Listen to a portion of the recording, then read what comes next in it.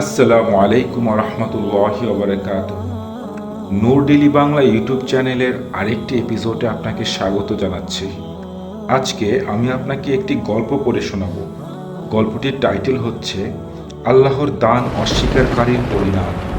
এই গল্পটিতে অনেক শিক্ষণীয় কিছু বিষয় আছে, তাই আপনার প্রতি অনুরোধ থাকবে যে আপনি সম্পূর্ণ ভিডিওটি শেষ পর্যন্ত দেখবেন এবং আমার চ্যানেল নূর ডেইলি বাংলাকে এখনই সাবস্ক্রাইব করুন। আর যদি চান যে এই ভিডিওটি বেশি বেশি মানুষের মধ্যে ছড়িয়ে পড়ুক, তাহলে লাইক করুন, শেয়ার করুন এবং আপনার মূল্যবান মতামত আমার সাথে কমেন্টসে শেয়ার করুন। আর কথা না বাড়িয়ে চলুন আজকের গল্পটি শুরু করি।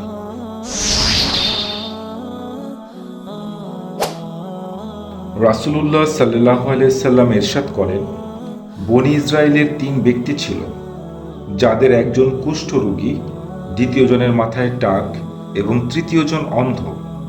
একদা আল্লাহ পাক এই 3 ব্যক্তিকে পরীক্ষা করার জন্য একজন ফেরেশতা তাদের কাছে পাঠালেন। আল্লাহ পাকের হুকুমে ফেরেশতা মানুষের বেশে প্রথমে কুষ্ঠরোগীর কাছে গিয়ে উপস্থিত হয়ে তাকে বললেন, তুমি কি চাও? কুষ্ঠরোগী বলল, আল্লাহর নিকট আমার প্রার্থনা, তিনি যেন আমার কুষ্ঠরোগ থেকে মুক্তি দেন আর আমার চেহারা ও ত্বক সুন্দর করে দেন। লোকালয়ে গেলে যেন লোকজন আমাকে ঘৃণা না করে। ফেরেশতা তার শরীরে হাত বুলিয়ে দোয়া করা মাত্র সে কুষ্ঠরোগ থেকে আরোগ্য লাভ করল এবং সুন্দর চেহারার অধিকারী হয়ে গেল। তারপর ফেরেশতা তাকে পুনরায় জিজ্ঞেস করলেন, তুমি কোন বস্তু পাওয়ার আকাঙ্ক্ষা করো? লোকটি বলল, উট আমার বেশি পছন্দনীয়। তখন ফেরেশতা তাকে একটি গর্ভবতী উট দান করলেন। এরপর বরকতের জন্য আল্লাহ পাকের দরবারে দোয়া করে তার কাছ থেকে অদৃশ্য হয়ে গেলেন। এরপর ফেরেশতার টাক মাথার লোকটির কাছে উপস্থিত হয়ে তাকে জিজ্ঞেস করলেন, তুমি কি চাও? লোকটি বলল, আমি আল্লাহর কাছে আমার মাথার সুন্দর চুল চাই, যেন লোকজন আমাকে দেখে এড়িয়ে না চলে। ফেরেশতা তখন তার মাথায় হাত বুলিয়ে আল্লাহর কাছে তার চুলের জন্য দোয়া করার সাথে সাথে তার মাথায় চুল গজিয়ে উঠল। পুনরায় ফেরেশতা তাকে জিজ্ঞেস করলেন, কোন জিনিস তোমার কাছে বেশি পছন্দের? সে বলল, আল্লাহ আমাকে একটি গরু দান করলে আমি অত্যন্ত খুশি হতাম। ফেরেশতা তাকে একটি গর্ভবতী গাভী দিয়ে বললেন, আল্লাহ পাক এতেই তোমায় অনেক বরকত দান করবে। এরপর অন্ধ লোকটির কাছে এসে ফেরেশতা বললেন, তুমি কি চাও? লোকটি বলল, আল্লাহ পাক যেন আমার অন্ধ চোখ দুটিতে দৃষ্টি দান করেন, যেন আমি তার এই সুন্দর দুনিয়া নয়ন ভরে দেখতে পারি। ফেরেশতা তার চোখে হাত বুলানোর সাথে সাথে সে দৃষ্টিশক্তি ফিরে পেল। ফেরেশতা পুনরায় তাকে জিজ্ঞেস করলেন, কোন জিনিস তুমি আল্লাহর কাছে চাও? সে বলল, আমাকে যেন আল্লাহ একটি বকরি দেন। তখন ফেরেশতা তাকে একটি গর্ভবতী বকরি এনে দিলেন এবং তার বরকতের জন্য আল্লাহর কাছে দোয়া করলেন। এরপর ফেরেশতা অদৃশ্য হয়ে গেলেন। কিছুদিনের মধ্যেই ওই 3 ব্যক্তির উট, গরু এবং বকরিতে মাঠ পরিপূর্ণ হয়ে গেল। এখন তাদের প্রত্যেকেই বিরাট ধনী।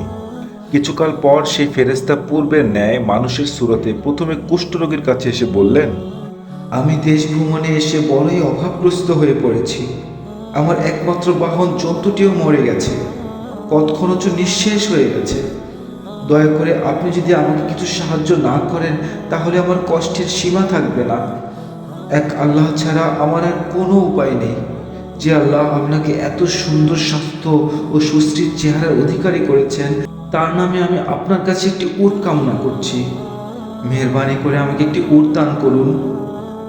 আমি তাতে চড়ে কোনো রকমে বাড়িতে পৌঁছাতে পারবো। লোকটি বলল, এ হতভাগা, এখনই তুই এখান থেকে বের হয়ে যা। আমার নিজেরই বহু প্রয়োজন রয়েছে, কাজেই তোমাকে কিছু দেওয়া সম্ভব নয়। ফেরেশতা তার কথা শুনে বললেন, কথা শোনো, আমার মনে হয় তোমাকে আমি চিনি। তুমি না কোষ্ঠী রোগী ছিলে? লোকে তোমাকে রোগের কারণে তুচ্ছ ও ঘৃণা করত। তুমি কি নিঃস্ব ছিলে না? তারপর আল্লাহ তাআলা কি তোমাকে এসব ধন সম্পদ দান করেননি? লোকটি বলল, বাহ বাহ, বেশ চমৎকার কথা বলেছ। বাপদাদার কাল থেকে এই ধন সম্পদ আমার, বংশানুক্রমে আমরা এই ধন সম্পদ ভোগ করছি। ফেরেশতা বললেন, তুমি যদি মৃত্যুক হও, তবে আল্লাহ পাক যেন তোমাকে সেরূপ করে দেন যেমন তুমি পূর্বে ছিলে। এই কথা বলে ফেরেশতা চলে গেলেন। অল্প কিছু দিনের মধ্যেই সর্বহারা হয়ে সে পূর্বের অবস্থায় পতিত হল। এরপর ফেরেশতা টাক পরা ব্যক্তির কাছে গেলেন। লোকটির বর্তমান অবস্থা খুবই ভালো, অত্যাধিক সুন্দর চেহারার অধিকারী। মাথায় এমন কুচকুচে কালো কেশ যা তার চেহারার শোভা বর্ধন করেছে। দেখে মনে হয় যেন তার কোনো রোগই ছিল না। ফেরেশতা তার কাছে একটি গাভী চাইল, সেও উটওয়ালার মতোই না সূচক জবাব দিল। ফেরেশতা তাকেও বদদোয়া করে বললেন, তুমি যদি মিথ্যাবাদী হও তবে আল্লাহ পাক যেন তোমাকে পূর্বের ন্যায় করে দেন। ফেরেশতার দোয়া ব্যর্থ হবার নয়। ফেরেশতা চলে যাওয়ার পর হতে তার মাথায় টাক পড়া শুরু হলো। ধন সম্পদ ধ্বংস হয়ে গেল। সবশেষে ফেরেশতা পূর্বের রূপ ধারণ করে সেই অন্ধ ব্যক্তির কাছে গিয়ে বললেন, বাবা, আমি মুসাফির, খুবই মুসিবতগ্রস্ত হয়ে পড়েছি। আমি একদম রিক্ত হস্ত। আপনি মেহেরবানি করে যদি সাহায্য না করেন আমার আর কোনোই উপায় থাকবে না। যে আল্লাহ আপনাকে এত ধন সম্পত্তির মালিক করে দিয়েছেন তার নামে আমাকে একটি বকরি দান করুন, যাতে কোনোভাবে অভাব দূর করে বাড়ি পৌঁছাতে পারি। লোকটি বলল, অবশ্যই আমি অন্ধ ছিলাম। আমি আমার অতীত জীবনের কথা আজও ভুলিনি। আল্লাহ পাক যে কেবল নিজ রহমতে আমার দৃষ্টিশক্তি ফিরিয়ে দিয়েছেন তাই নয়, আপনি আমার যে ধন সম্পদ দেখছেন সবই মহান আল্লাহর প্রদত্ত। আমার নিজস্ব কিছুই নাই, তার অনুগ্রহেই আমি এসব পেয়েছি। আপনার যে কয়টি বকরির প্রয়োজন ইচ্ছামতো আপনি নিয়ে যান। যদি চান আমার পরিবার পরিজন ও সন্তান সন্ততির জন্য কিছু রেখে যেতে পারেন। আল্লাহর কসম, আপনি যা দেখছেন তার সবও যদি নিয়ে যান আমি বিন্দুমাত্র অসন্তুষ্ট হব না, কেননা এসব আল্লাহর দান। ফেরেশতা বললেন, বাবা, এসব তোমারই থাকুক, আমার এসবের কোনো কিছুরই প্রয়োজন নেই। তোমাদের তিনজনকে পরীক্ষা করাই আমার উদ্দেশ্য ছিল। পরীক্ষা করা হয়ে গেছে। তারা দুজন পরীক্ষায় অকৃতকার্য হয়েছে। তাদের উভয়ের প্রতি আল্লাহ পাক অসন্তুষ্ট হয়েছেন। একমাত্র তুমি পরীক্ষায় উত্তীর্ণ হয়েছ, ফলে আল্লাহ তোমার প্রতি সন্তুষ্ট হয়েছেন। এই গল্প থেকে আমরা কি বুঝি? উপদেশ: প্রথম দুজন আল্লাহর নেয়ামত স্বীকার না করে তাদের দুনিয়া আখেরাত উভয় বিনষ্ট করেছে। আর কতই না দুঃখজনক তাদের অবস্থা, কেননা আল্লাহ তাদের প্রতি নারাজ হয়েছেন। তৃতীয় ব্যক্তি আল্লাহর নেয়ামতের স্বীকৃতি দিয়ে দুনিয়া আখেরাত সবই পেয়েছে, ধন সম্পদ সবই বহাল রয়েছে। সাধারণত মানুষ অর্থশালী হওয়ার পর তার অতীত জীবনের কথা ভুলে যায়। এই প্রকৃতির লোককে প্রকৃত মানুষ বলা যায় না। প্রকৃত মানুষ তারাই যারা অতীত জীবনের দুঃখ কষ্টের কথা মনে করে আল্লাহর শুকরগুজার হয়। আলহামদুলিল্লাহ, কত সুন্দর একটি গল্প।